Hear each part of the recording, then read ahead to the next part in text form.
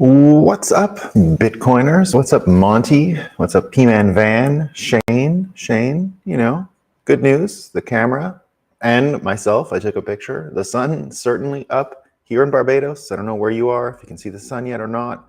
I can confirm on this side of the world, it's up. We're ready to go. And globally, around the world, Bitcoin is running. So all that's left to do is have a coffee and talk about what is new. What's up, McTimmy? How you doing? Lucky, good morning. Bud, good morning. Good morning, everyone. Good morning. Now, as you know, we like to start our day with the most Moscow time thing we can find, right? What out there in a headline from the mainstream media can I share with you that requires no punchline, right? That's the job before me. Find a no punchline headline. So luckily CNN, right, they're trying to go in the middle. I'll give them credit for some things, right? They're certainly going after Biden, which we predicted here on this show doing. And we give context. It's not that simple. I have to say this morning that high egg prices may tempt you to start your yard chicken flock, but chickens carry health risks, guys. Whoa. Don't you raise chickens out there. Health risks. They're here for our health. Thank you, CNN. Gets all this health information, right? They have this lady who is on 60 Minutes and Dr. Stanford, and she's out there trying to shape diet advice. And what she says is that obesity is actually genetic, and that eating better won't change it. So she was on, what we've said before. We've given some context about 60 Minutes. It was like the greatest show ever years ago, or some people said. And recently they had even, the Ulrich guy, right? The Malthusian guy back on, and he got destroyed, right? By Twitter and all these other things. So 60 Minutes reputation sort of in tatters. But here they have this lady who says, genetic, guys, if you're fat, right? And remember, we never, ever fat shame on this show. We're not interested in it. It is not what we do. We want everyone to be able to watch the show, especially people who are struggling with those things, right? So this is not this is not to make fun of anyone or anything like that, right? We don't want to do that, but it is, we'll contend that the genetic part is there, right? We all, as humans, have addiction. We can't feel guilty about it. Some people have addictions that are a little worse than others. On this show, we think no one chooses to be unhealthy. Nobody chooses it, right? It's usually because your brain has been hijacked for some reason or another, and you're addicted to a thing that maybe isn't, everyone else in the world is addicted to, right? I can, control my appetite for sugar and food, and it's not even control, I would say there definitely is a genetic component, right? So she's correct. I'll defend Dr. Stanford on that.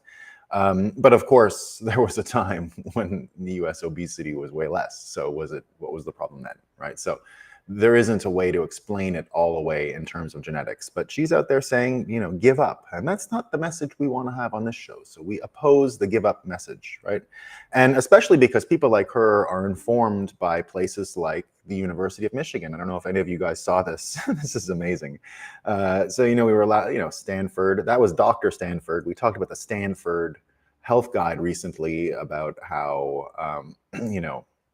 Lucky Charms were really quite good, right? That's sort of gone around the world now. Everyone's talked about that. But University of Michigan tried to one-up them here. And this is a recent, they say government funded. So we're going to follow the money real quick on this one and show you how this government funded works, right? So this is your tax dollars at work, says Kaylee Means on Twitter. A recent University of Michigan study, government-funded study, stated that peanut butter and jam sandwiches on processed white bread increase life expectancy, and then eggs and red meat decrease life expectancy, right? So they go on and on. Sugar was neutral. And the study says it with a straight face that there are no conflicts of interest, right? They say it right there, ethics declarations, right? No conflicts of interest. In the notes then, whoops, guys, no conflicts of interest. However, the authors have been paid by numerous members of the food industry, including Nutella, Unilever, who owns Skippy Peanut Butter, and others. Right? So It would be funny. It would be funny if that wasn't the case. But of course, right away you see that this is just another one of those cases where if you follow the money, it doesn't take long to figure out what's going on.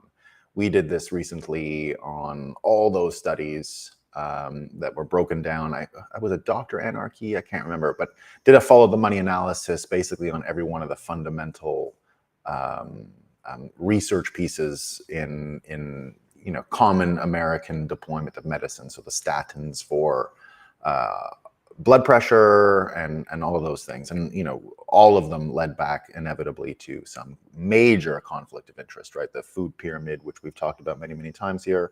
So all of this stuff is, been in the air for a long time. And, on this show, that health component, we're gonna bring it back to, whoops, I just ruined my heart here. We're gonna bring it back to health, right? So I wanted to start with health and then bring it back to health.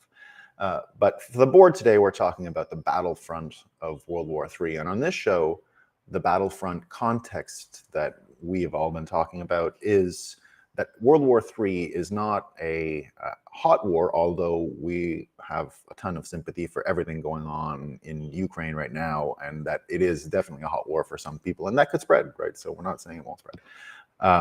But that the main thrust of World War III is that it is an economic and psychological war.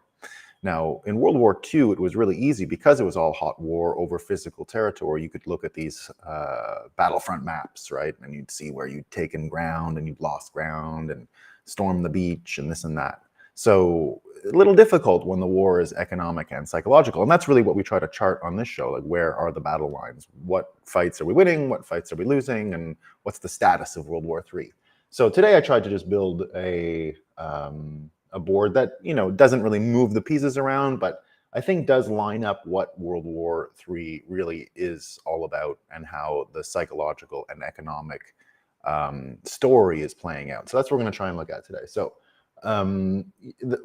as we call it psychological and economic, it all starts with mass communications, right? And one of the neat things with this NOSTR'ed breakthrough, right, that everyone is now paying attention, and we're going to be signing up today. So the FOMO is now in. So we'll be on NOSTR'ed or figuring it out how to be a part of it this afternoon. So that's my project for the day. I put it off from moving here to Barbados for the season and all that stuff. So a lot of adaptation. So I haven't had time to sink my teeth in. I've been saving it, let's say. So today's the day.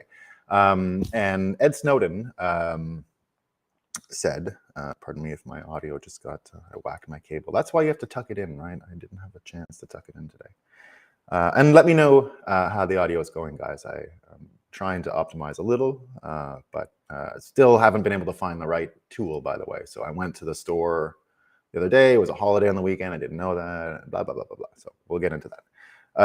So Ed Snowden yesterday came out with his take on NOSTR'ed, and it really felt like, when you see the energy around it right now, that we're getting a real win in World War III. And this is what he says: Ed Snowden, Bitcoin and Lightning make global money transfers borderless, instant, and free. It's a big deal. And he underlined the sort of magic feeling he had when he joined the network and has gone with it. So, it's funny that he's saying this while all the stuff with Twitter is happening at the same time. And you can think of these two pieces as major players in the overall story of World War III, because Twitter was one of those first places that was, whether it was stormed, whether it was maintained, whether it was just a psychological space where a lot of World War III has already been fought over. And with Elon Musk taking over Twitter, of course, we saw that as just one of these spaces that got moved into, let's say, I don't want to put rebels and all that kind of thing, but the belligerents, let's say the belligerents, right? The individual freedom belligerents who maintained a presence on Twitter despite all the bans, despite all the trouble, despite Jack getting sort of sidelined based on the Wall Streetification of the company.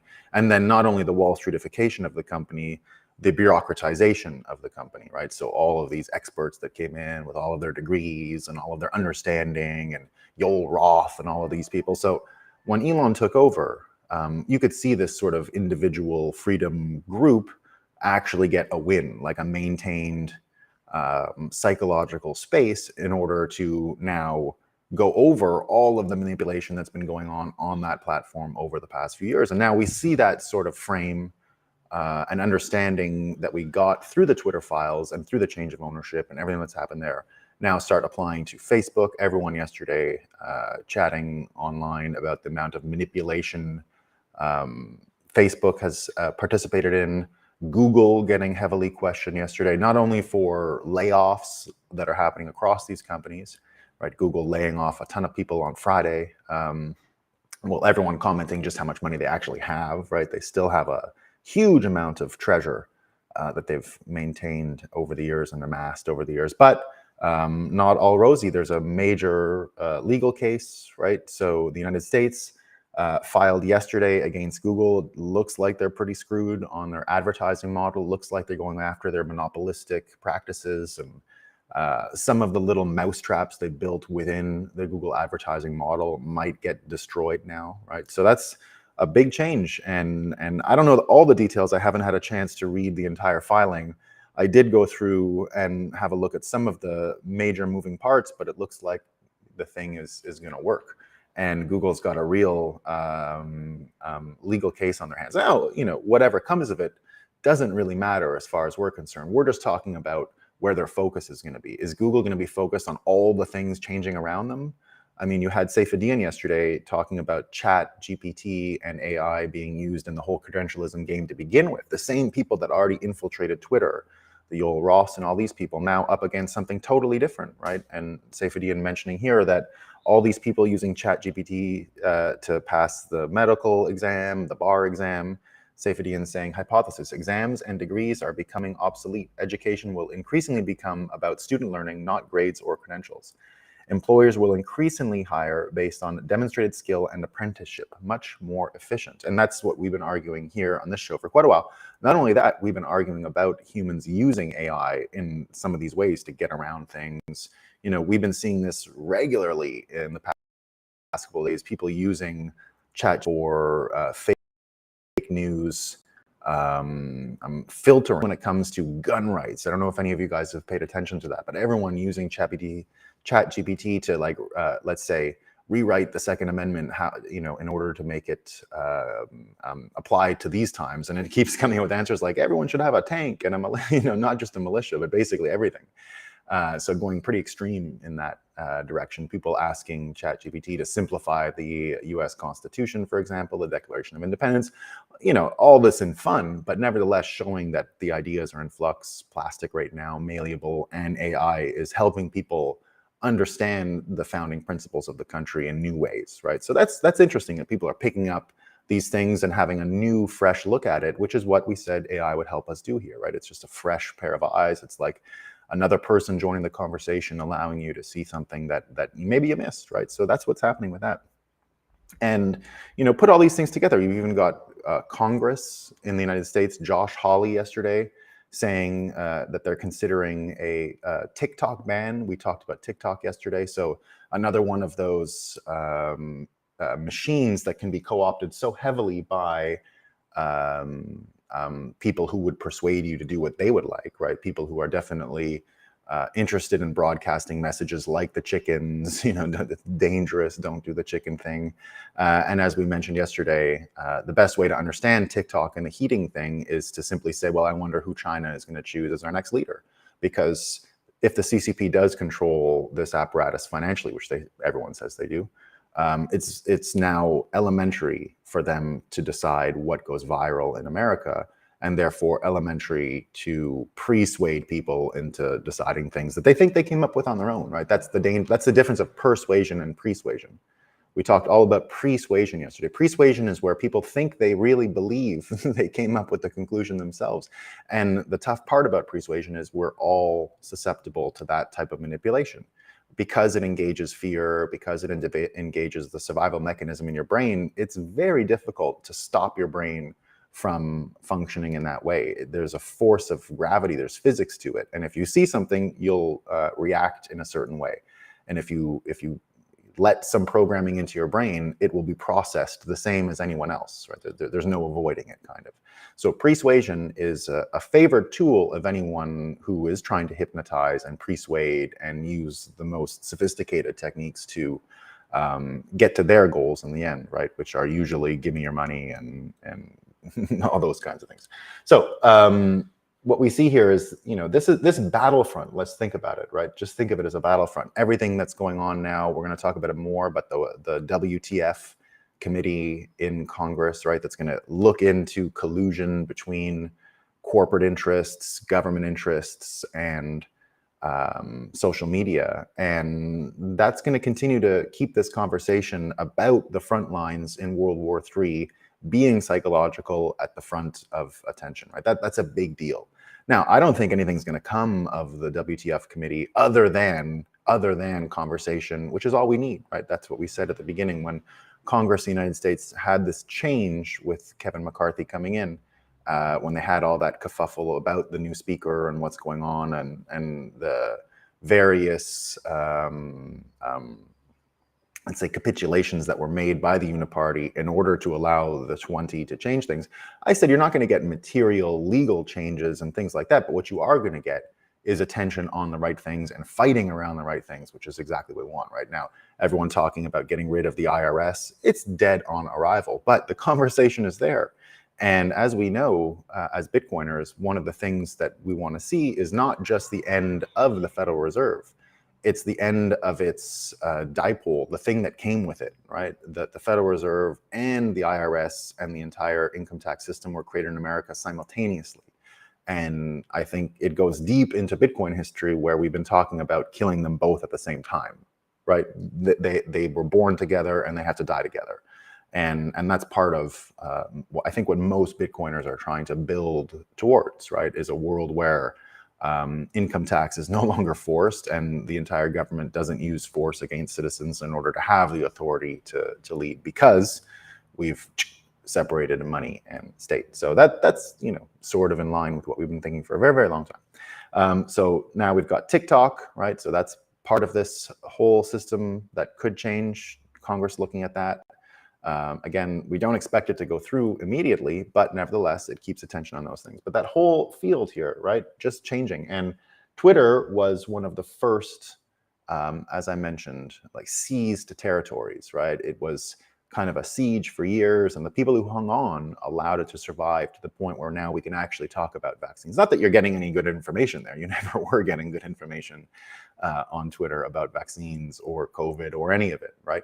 And I don't think you still are getting good information on, because there is no such thing as good information. It's not a failing of Twitter itself. It's a failing of the entire incentive model of the healthcare system. Now, what we are getting is the right thing, which is conversation about what the heck is going on so that we can find out. And inevitably, it's not going to lead to answers about the vaccines themselves. It's going to lead to answers about how we got ourselves into a position where we had no information and absolutely zero people had the capacity to run their own risk management in a way that made any sense. You were just guessing. We were all blind and all guessing. I guess that's how I come in on the vaccine, to, summarize my whole feeling about vaccines is, no matter what, you seem to get one group telling the other they were afraid of something, right? But the truth is everyone made a decision out of fear. Everyone. There wasn't a single person who made a decision out of fear. If you didn't want the vaccine, it was for fear of the vaccine, which looks like it was the correct risk management decision, right? But the other folks were also afraid. They were afraid of the virus, right? Now, I know the people who were afraid of the virus, they were afraid of the virus and about the vaccine, and they say, oh, you guys were cowing the vaccine, but everyone was afraid, right? There was simply a decision around the vaccines that was rational. It was not possible, right? You couldn't make that decision. Unfortunately, you couldn't, which is why nothing are looking like the smartest ones right now. Or I would say there's one level above the people who did nothing, which is the people who cheated the system, right? The people who really cheated the system, they will always have a special place in the World War III situation, right? And I think most Bitcoiners know that cheating the system during COVID, forging PCR tests and all that was a real hoot and a lot of fun. And I think we're going to have great war stories one day talking about how we got over those things, right? So, but nevertheless, it was a big front, and Twitter was a major holdout. And now that Nostr is there, now that we do have this decentralized network, I think we're going to make real advances on our capacity to talk about and fight against the psychological manipulation that came out of the collusion between big tech and industrial war machine, Congress, everything else, blah, blah, blah. But that's not the only one. Remember, it's an economic war too, right? That we are in this war is both economic and psychological. They mix a lot. Bukele brought it up. We mentioned yesterday, Bukele brought the receipts as far as how many people said El Salvador is a deadbeat country. They're going to default, blah, blah, blah. And then no one published the story about when they finally paid their loan on time, $800 million. No one ever said it. You know, it was months of Bitcoin bet and silly El Salvador. Look what they got themselves into. So Bukele, you know, dancing on the grave a bit. You know, you give him 2 days for sure to brag because it's a big win. It's a big World War III win. And he says, yesterday, El Salvador demonstrated that the big media, the experts, the financial analysts, and the credit rating agencies shamelessly lie to the people, their audiences, and their clients. The next time they say anything, remember that. So he's basically saying, you know, Gelman amnesia. And this is Gelman amnesia. And he said, it's waiting for Fitch Ratings to downgrade El Salvador's credit rating because we bought a Bitcoin cake, which is great. And El Salvador president gave a Bitcoin birthday cake to Max Kaiser yesterday. So everyone having fun, everyone laughing, which is how we win, right? We're going to get to the clown world part in a second, but very, very important, right? Now, on the flip side, you get Japan. And we always think that the Satoshi Nakamoto name was always to preface and have the, let's say, authority of a Japanese person to say to America as Bitcoin was being launched in the financial crisis, guess what, America, your bailout plan and what you're doing to weaponize the Federal Reserve to bail out all the risky behavior is going to create the conditions that Japan experienced. And if you live in the conditions that Japan experienced, another political dollar is going to take your place. Probably the Chinese yuan if you're looking back in 2008 and nothing has changed, right? And that would be the easy prediction. And if you were saying, well, if America really did just blow their tires and it's just a matter of time now before they lose status as the political and financial and economic meter of the world, then it'll be replaced by another government, which I think nobody wants. So that's what launched the very idea of the separation of money and state, that because America's fate was Japanese, and if those conditions were reached, we would just be rinsing and repeating the cycle with an even worse financial orchestrator. So what we ended up finding was, you know, the Satoshi Nakamoto name comes from, maybe, it's always just been my guess, I have no proof, but that everything will be in Japan first, more or less, right? And here we are. The Bank of Japan now owns more than 100% of their debt as bonds go round and round. I don't know how you own more than 100%. Bitcoin is the medicine against Japanification we have right here. Yeah, exactly. Yeah. Smash the like button, everyone. Thanks, Jose.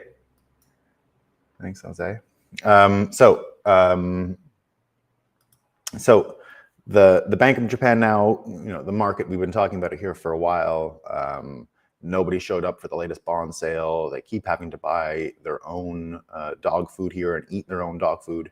And things looking like the whole experiment that they started in the 1990s starting to fall apart. Remember, it's a psychological engine, right? The math doesn't matter. If everyone in Japan knows that they are going to fail in refinancing all this debt, if they're going to fail in being able to control deflation, inflation, whatever is coming to Japan. I mean, it's hard to say, right? Whatever they're going to do next, if it doesn't work, things start springing leaks, right? Local wealthy people will take their money and go elsewhere. We've already seen all the money printing in the world that went on in all these countries found its way to US stocks, right? That's partly how come the US stock market and Bitcoin did so well in the last pump from the financial crisis, was because basically everyone looking to get their money out of the country. So these countries are printing money, but it's actually just working to kill their money, right? So everyone has to sort of come up, and deal with that. And you get now Saudi Arabia again. So not just talking yesterday, we mentioned they would take all kinds of currencies for oil now, and definitely the petrodollar losing a major thrust behind how it operates, right? A lot of its capture comes from Saudi's obedience to the system, how it works, right? That's why America went there, don't forget, right? They took that place and made sure that while everyone in Saudi was going to get lucky and rich, the fortunes would be made dollars. So if you ever want to read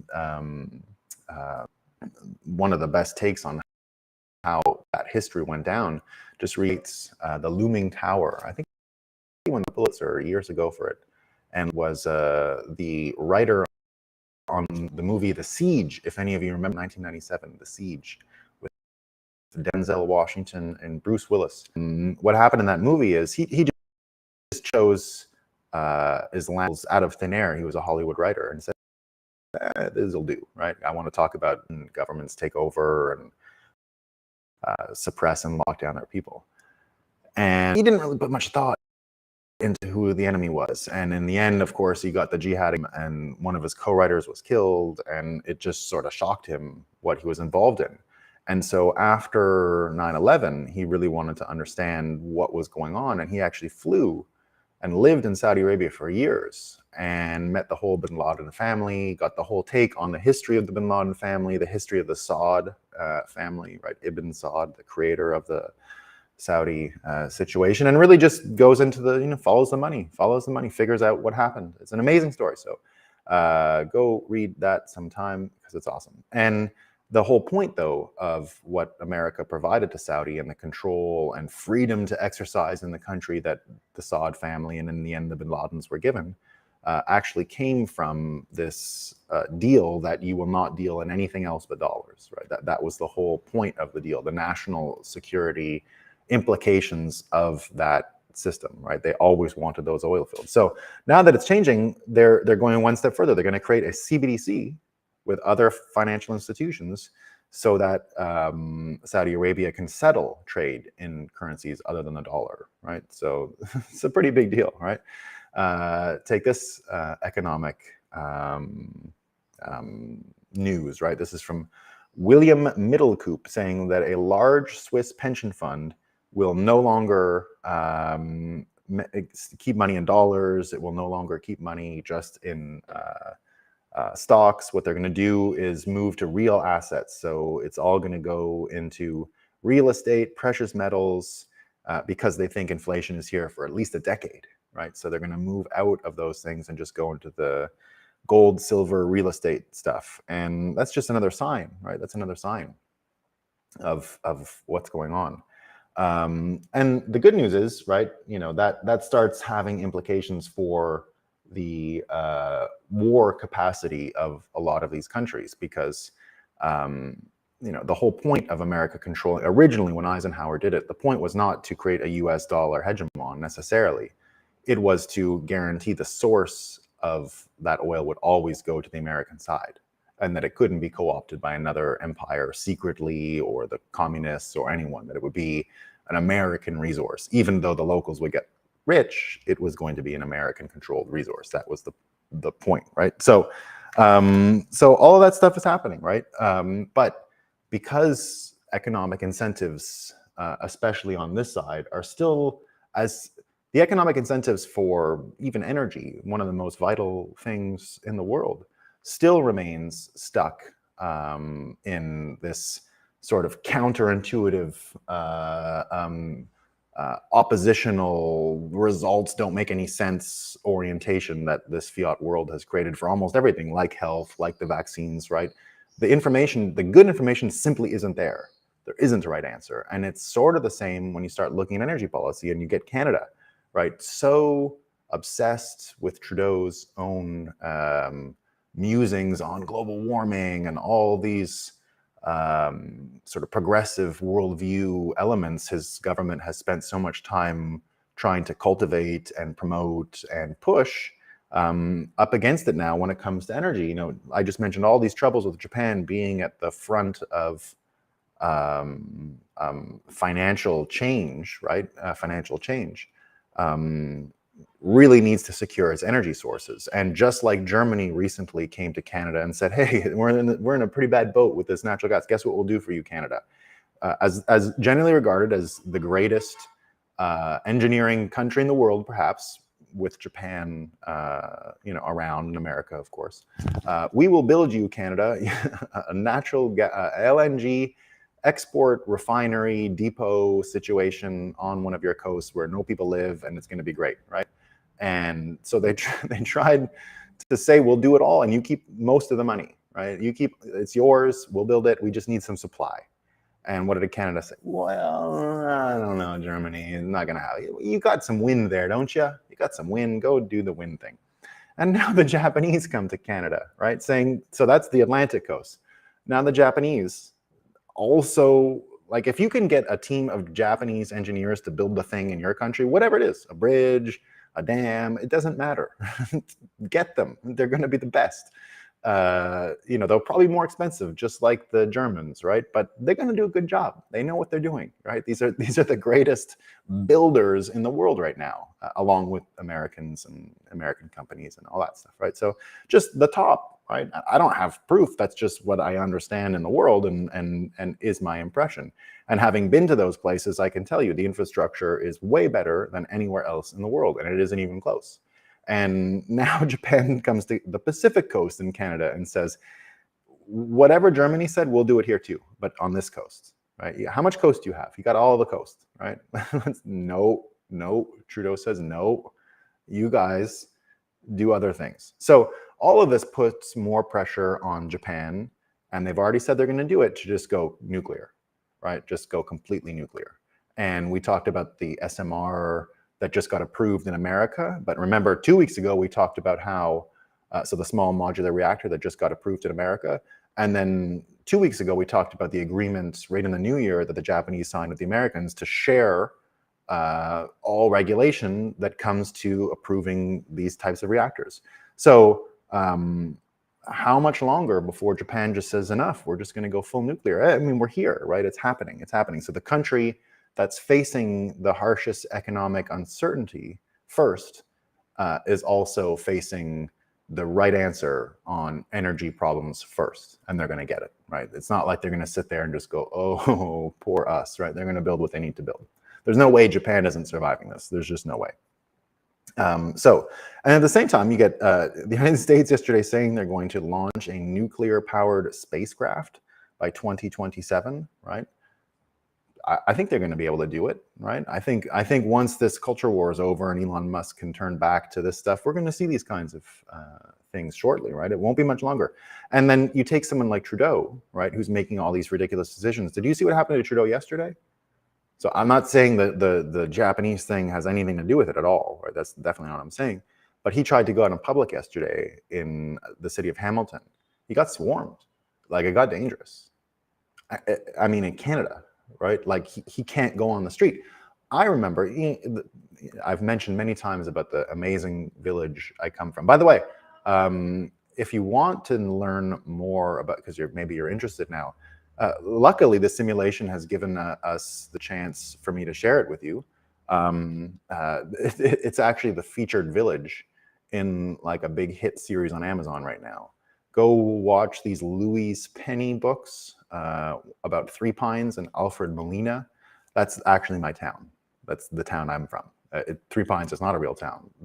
It's named after my town, and everyone comes there to take pictures. And weirdly, here's the other piece of the simulation. So as some of you know, I'm an aspiring sci-fi murder mystery writer in the Bitcoin genre, right? Where you'll be hearing more and more on the show about the Satoshi wedding murders, a book I wrote.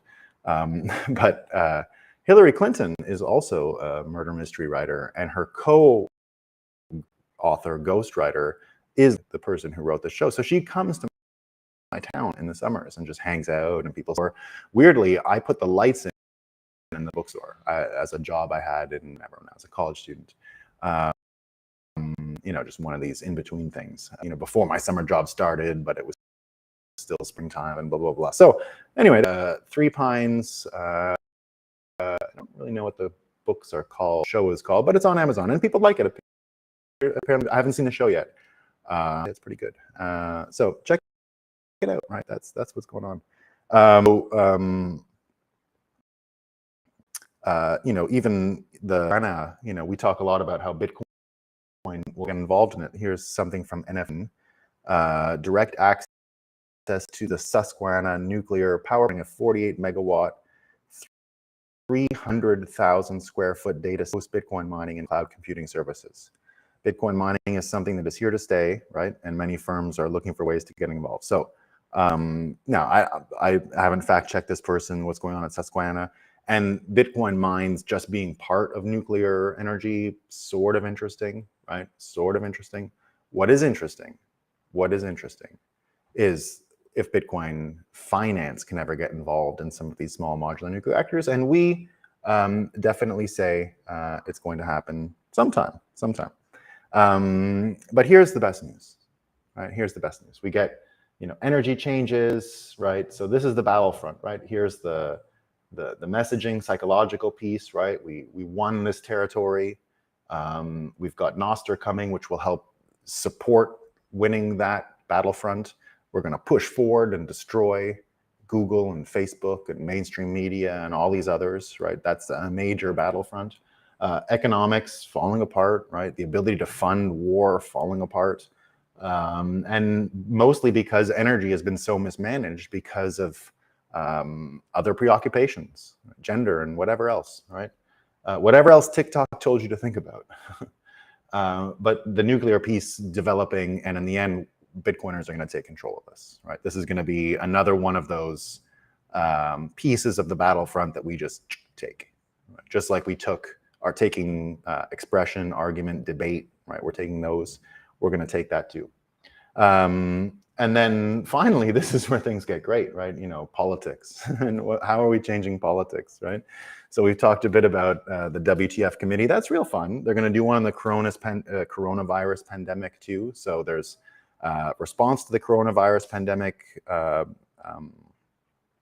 committee, and there's the WTF weaponization of the federal government one. So Speaker McCarthy says Republicans have created 2 select subcommittees to stop the weaponization of the federal government and finally get answers to the COVID origins and the federal government's gain of function research that contributed to the pandemic. I'm proud to announce the members. It looks like they're going to get some answers here, right? Or at least they're going to get attention on the things we should be talking about, right? So who even cares if they come up with answers? It doesn't really even matter, right? The best news is they're going to argue, they're going to fight, it's going to be great. But the best news is we have people like George Santos in Congress now. George Santos. This is the greatest thing that's happened to Congress in a long, long time. I mean, this guy is next level amazing for Bitcoin. Because the most important thing is that we do see this as a clown show, that it's funny. And this guy just lying and all the new things. And, we're very LGBTQ plus positive on this show. And he is now one of my heroes. I love him, right? Love him. And if we can get like a Fetterman, George Santos thing going at Bitcoin 2024, right? Maybe not this year, right? Maybe they're both a little too spicy this year, but eventually we can get people like that on stage and they can help us laugh to the end of this thing, right? Because if we can't laugh, we're not going to win. Everyone right now in Congress are all fighting about, imagine the people who are angry about George Santos. Imagine the people who are angry about this guy. Think of what it has to take to do to your brain. Biden is a known liar for years, probably a major, major crime family. Probably, I have no proof, but other than the proof that we see from the Hunter Biden laptop, a major criminal who's lied his whole life, and now that he's got the dementia, mistakenly lies about the things he's been caught lying about before. Right? That's where he's at. And there are still people who think he's like an honest, good guy, There's only one answer here. Let's flood the market with George Santos people. It's the best approach we can take. We shouldn't be treating these people seriously. We shouldn't have any respect for Justin Trudeau.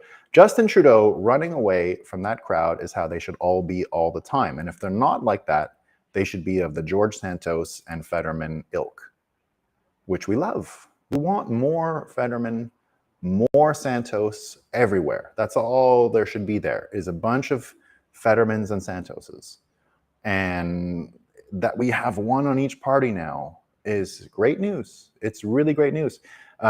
So Santos, and not only that, you know, the amount of the amount of like twisted, funny logic that Santos gets, like he'll just lie. You know, he lied about being a drag queen, like just straight up, I've never been a drag queen, but now he's like, oh yeah, I was doing it for years. That's good stuff, because it just makes people go crazy. And everyone's like, you have to quit. He doesn't have to quit. If they made a rule where liars had to quit Congress, they'd all have to quit. That you can't kick someone out for lying. There's no such rule at all. They say, oh, doesn't he have any shame? Well, I hope not. He's a congressman. I hope he has none. That's what we want. We want ones with zero shame. Zero. So we're George Santos on the show. We love him. We love Fetterman more, right? Because a bit, you know, handicapped, and we have a lot of empathy for him, and think he could be a great president if we get everything right, and definitely give attention to him. So if he does say something that's, you know, we can make sense of it, we'll talk about it on the show. But it's, you know, it's all about laughing. And in the end, to tie it back, the reason why is because everything in this part of the battlefront that is degrading, that feeds and is all incentivized for this, everything that is incentivized in this order is really strong and shitty right now. It's like you're all unhealthy, but don't worry about it, right? Take a yearly pill, take a yearly shot, right? You're all poor, but don't worry about it. You're all in danger, but don't worry about it. You're all going to run out of energy, but don't worry about it, right? Like we say, it's a psychological and economic battlefront, and they're losing on every field. They're all sick and unhealthy and ultimately unhappy. And what we get is people having a good time. We can laugh at Fetterman and Santos. I mean, what are our expectations of Congress? What are literally our expectations? That they're going to be like upstanding people? No. Who cares? We don't need it. We need AI to rewrite the Constitution and put even more idiots in place to argue more. That works with me. I mean, I'm okay with that, right? And you know, we're going to take care of energy with the right incentives, and we're going to we have a place to laugh about the crazy people. That's what allowed us to win in the end, right? That's why Elon in Twitter was such a big deal, and we'll always think, you know, Bitcoin Twitter really was one of the last like sieged psychological spaces in Twitter. And I'll say, when they write the history book, they're going to notice how maximalism and all of these defensive maneuvers allowed for, and even just like the ghost of Svetsky, you know, it's like once you're kicked off, you start making fun of it, right? You're not Svetsky, you're the ghost of Svetsky. Like, come on. I still laugh when I read his name, Ghost of Svetsky. It's funny. It's really funny, right? Because of what it means and what he did, and you know, just the appetite to be a fucking prick, right? In the world that we're in. And to maintain Twitter all those years as this sieged fort that we won the siege. We outlasted it, right? Elon came, and I think we could have lasted forever. That's the benefit of the strength of Bitcoin psychology. We could have lasted forever. We could have resisted the psychological forces forever. You had enough sleeper people involved that, you know, new people would spring up all the time, and so it was great. But in every other way, right? We can laugh, we have energy, we're going to be healthy, right? I'm going to go on NOSTR'ed today, and I'm going to go look up some, you know, I like to go to the gym every day for a short time, and I'm going to go look up some new exercises that I wanted to do today. see which bros are out there looking after our health on Nostr. I'm going to go look into the Nostr health stuff. I bet you I'm going to get all my confirmation biases on seed oils heavily backed up, which is all I'm interested in. I'm only interested in the research that agrees with me, right? Of course. I'm going to go read all the stuff on Nostr that I agree with and have fun. All right, team. What do we got? Wow, Fetterman or him can that'd be insane. Yeah, I'm gonna get them there. I should. I'm trying. I think Fetterman would be great. I mean, there would be a lot of love for him. Why not? Santos too. I mean, we embrace. Yeah, I already saw BTC Sessions Nostr tutorial. I saw that. That's actually what I'm going right to. I love BTC Sessions tutorials. Thanks, Lucky. That was definitely my plan. I suspect Canada. Yeah, they are. I think it was invented in Canada. Honestly, everything that's going on in the States, I believe it was. I paid enough attention and saw what was going on in those elections to know. I knew Trudeau was going to win 2015 before anyone. That's when he came into power. The way to decentralize nuclear. Yeah, that's the centralized Bitcoin funding of decentralized Bitcoin. Oh, that's the wrong one. Yeah. Why did Canadians vote for Trudeau? Well, why did they vote for him?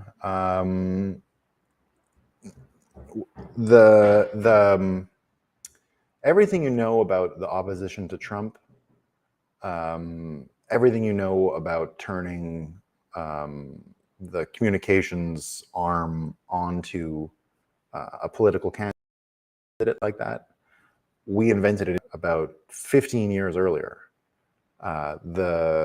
In 2004, the Liberals were caught, his party was caught in a major scandal, which was paying Quebecer institutions and people to support federalism, right? They're buying off advertising agencies and all that. But it turned out it was all brown paper bag payoffs. It was just corruption, right? So a lot of people agreed with the premise of seducing Quebec into Canada. Like a lot of people agreed with that.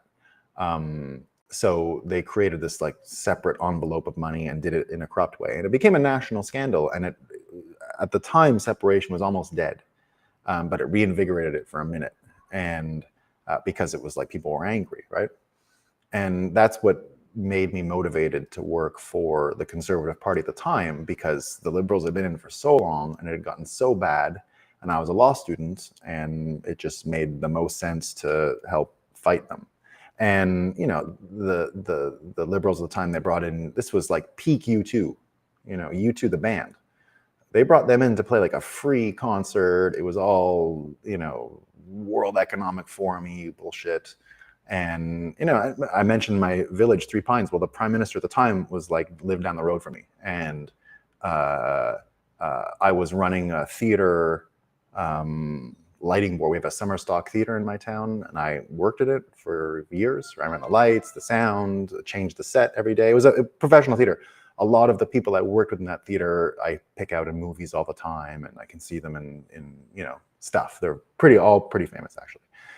You know, lower level famous, but big movies, multiple speaking roles, all kinds of shows. You'd know them if I pointed them out.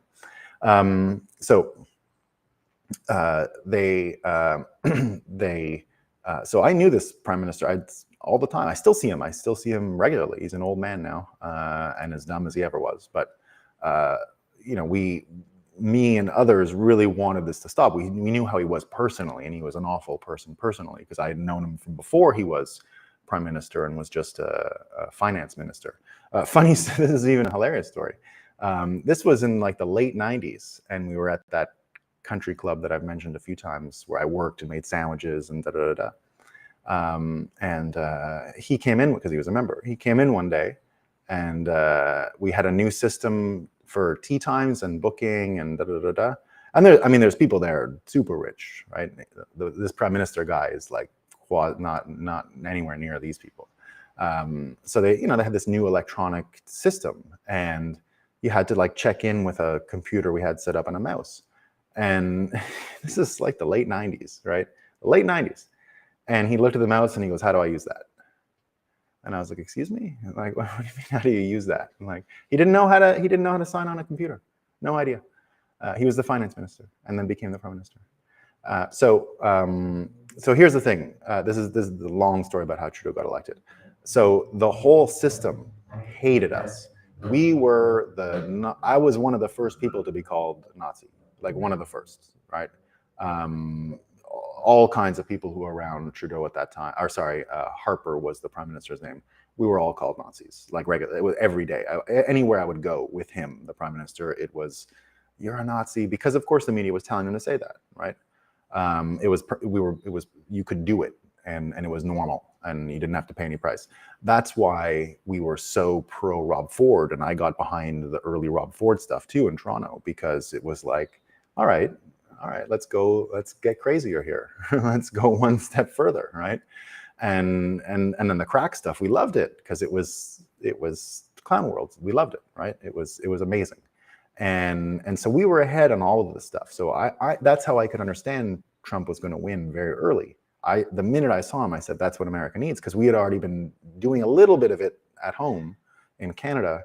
The problem was Harper was one of these people who still believed that like people use logic, and that if he was a better person, they would stop calling him Hitler, right? And that point of view, I said, they're never going to love you. They're never going to love you. They're never going to like you. He's going to call you Hitler. It won't matter. Right? Look what happened with George Bush, and now he's great. They can change it. It doesn't matter. And you're going to be called this forever, or until it's useful for something else. But they will fight you until they replace you with someone else. You just have to accept it. There's no winning. That's when I gave up on this idea that logic and doing the right thing would just get you the results that you want. Basically, what opened me up to Bitcoin, because I could see the political system was never going to give you the result. We were never going to create a golden age through that. The money was corrupted everyone's logic, and even in ways that we wouldn't understand, that are innocent. In the case of Stephen Harper, he just believed people would make rational choices. He didn't understand that people are not rational at all, right?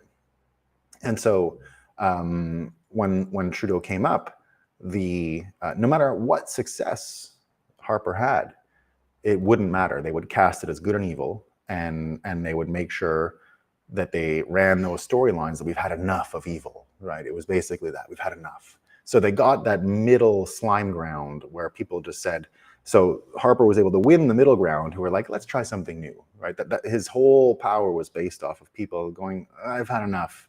I'm going to try something new. That corruption of the sponsorship thing was too much. But 10 years went by and people forgot.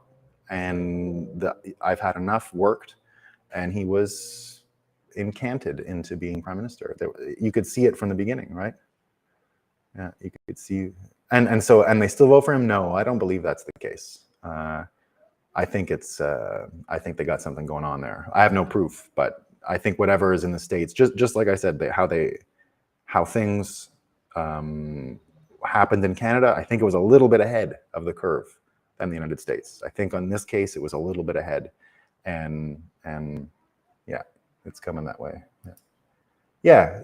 I mean, in the end, that's just the way to understand Trudeau. Reality doesn't care. Like, he was good looking.